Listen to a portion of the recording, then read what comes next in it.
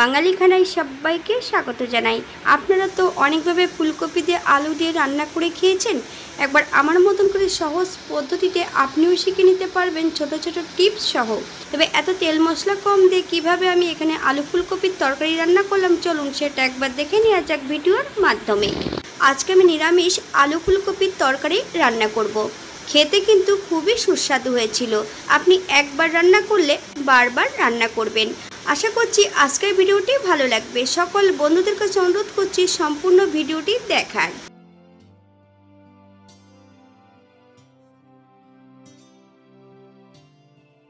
এখানে আমি আগের থেকে একটা ফুলকপি কেটে রেখেছি, তবে ছোট ছোট টুকরো করে কেটে নিয়েছি। আপনারা আপনাদের পছন্দ মতন ফুলকপিটা কেটে নিতে পারেন।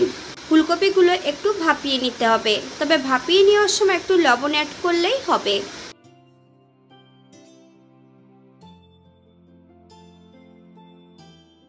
এখানে আমি আগের থেকে বেশ কিছুটা গোটা মশলা নিয়ে নিয়েছি।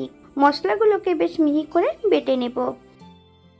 আদা, জিরে, ধনে, শুকনো লঙ্কা, তবে আমি এখানে ধনে গুঁড়োটা নিয়েছি। দারচিনি, এলাচ, লং সব একত্রে করে বেশ মিহি করে বেটে নিতে হবে।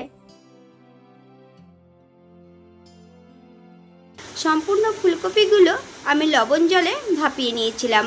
বেশ ভালো করে জল ঝরিয়ে রেখেছি। মিডিয়াম সাইজের একটা আলু ছোট ছোট টুকরো করে কেটে নিয়েছি, তবে আপনারা আপনাদের পছন্দ মতন আলু ফুলকপিটা কেটে নিতে পারেন।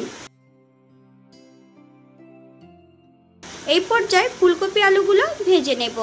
একটা কড়াইতে বেশ কিছুটা সর্ষের তেল অ্যাড করেছি। তেল গরম হওয়া পর্যন্ত অপেক্ষা করতে হবে।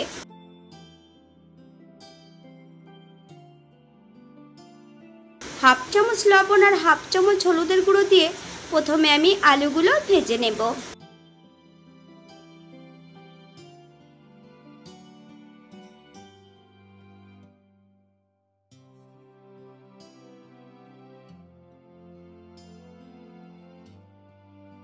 আলু ভাজার মাঝপথে সম্পূর্ণ ফুলকপিগুলো অ্যাড করব। হাফ চামচ হলুদ গুঁড়ো, তবে ফুলকপি ভাজার সময় কিন্তু আমি লবণটা অ্যাড করব না, তাহলে ফুলকপির নিজস্ব জলটা বেরিয়ে গেলে ফুলকপিগুলো ভাজা হবে না, সেদ্ধ হয়ে যাবে। বাঙালি রান্না ঘরোয়া উপকরণ দিয়ে। আপনাদের যদি রান্নাগুলো পছন্দ হয় তাহলে চ্যানেলটি সাবস্ক্রাইব করে দিয়ে পাশে থাকবেন। পাশে থাকা বেলটি বাজিয়ে দেবেন, নইলে নিত্য নতুন রান্নার নোটিফিকেশন পাবেন না।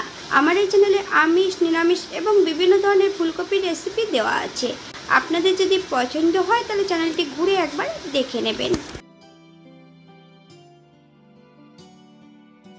ফুলকপি আলুগুলো ভাজা হয়ে গেছে। একটা পাত্রে আমি তুলে নেব। আপনারা এর থেকে কম বেশি ভেজে নিতে পারেন।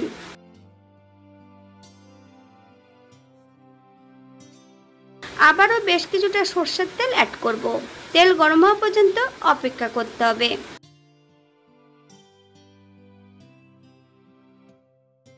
ফোড়নে রেখেছি সাদা জিরে, এক টুকরো দারচিনি। ফোড়ন থেকে সুগন্ধ বেরোলে বাটা মশলাটা অ্যাড করে দেব।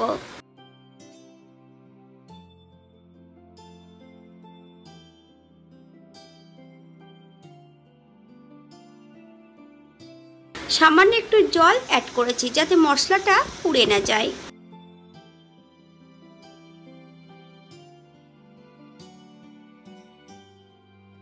হাফ চামচ হলুদ গুঁড়ো, হাফ চামচ লবণ, হাফ চামচ কাশ্মীরি লঙ্কার গুঁড়ো। আপনারা স্বাদ অনুসারে লবণটা অ্যাড করবেন। মশলাটা বেশ ভালো করে কষিয়ে নিতে হবে, অথবা মশলা থেকে যতক্ষণ তেল না ছাড়ছে ততক্ষণ বেশ ভালো করে মশলাটা কষিয়ে নেব।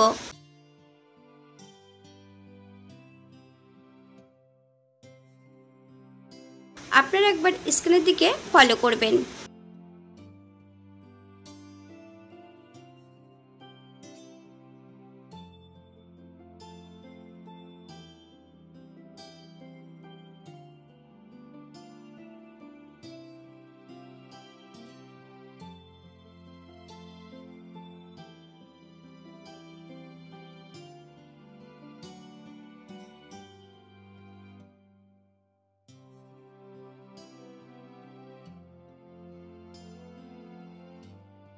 মশলা থেকে তেল ছেড়ে দিয়েছে। এই পর্যায়ে সম্পূর্ণ ফুলকপি আলুগুলো অ্যাড করতে হবে।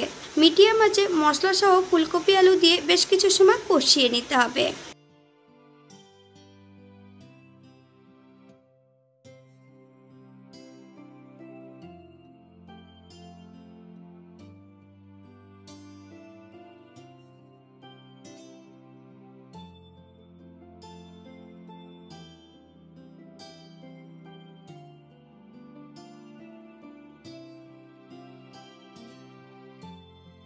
3-4টে কাঁচা লঙ্কা ফালি দিয়ে অ্যাড করেছি।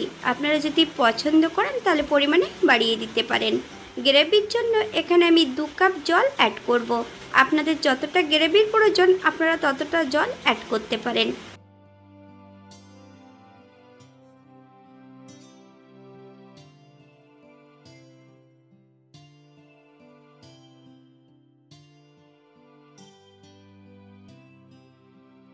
7 থেকে 8 মিনিটের মতন ঢাকা দিয়ে রেখে দেব মিডিয়াম আঁচে, অথবা যতক্ষণ সবজিটা সেদ্ধ না হচ্ছে ততক্ষণ ঢাকা দিয়ে রেখে দিতে হবে। 8 মিনিট পর এই পর্যায়ে একবার চেক করে নিতে হবে যে সবজিটা সেদ্ধ হয়েছে কিনা। হাফ চামচ চিনি, আপনারা যদি পছন্দ করেন তাহলে পরিমাণে বাড়িয়ে দিতে পারেন। গ্যাসের ফ্লেমটা মিডিয়ামে রেখে আরও 4 থেকে 5 মিনিটের মতন রান্না করে নেব।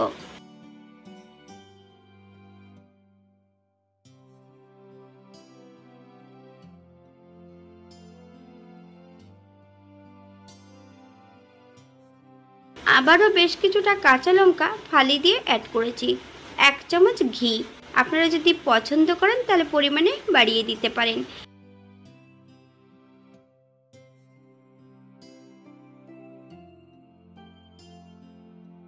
গ্যাসের ফ্লেমটা অফ করে দিয়ে 5 মিনিটের জন্য স্ট্যান্ডিং টাইম দেব, তারপর সার্ভ করব। এটা দেখতে যেমন ভারী সুন্দর হয়েছিল, এটা গরম ভাতে, রুটি, পরোটা, লুচি সব কিছুর সঙ্গে অসম্ভব ভালো লাগবে। আপনারা বাড়িতে একবার একই পদ্ধতিতে বানিয়ে নেবেন। তবে আজকে আমি এখানে আলু ফুলকপির তরকারি রেখেছিলাম সম্পূর্ণ নিরামিষ। এখানে যে উপকরণগুলো আমি অ্যাড করেছি আপনারা কম বেশি করে নিতে পারেন। যদি পেঁয়াজ রসুন বা অন্য মশলা পছন্দ করলে অ্যাড করতে পারেন।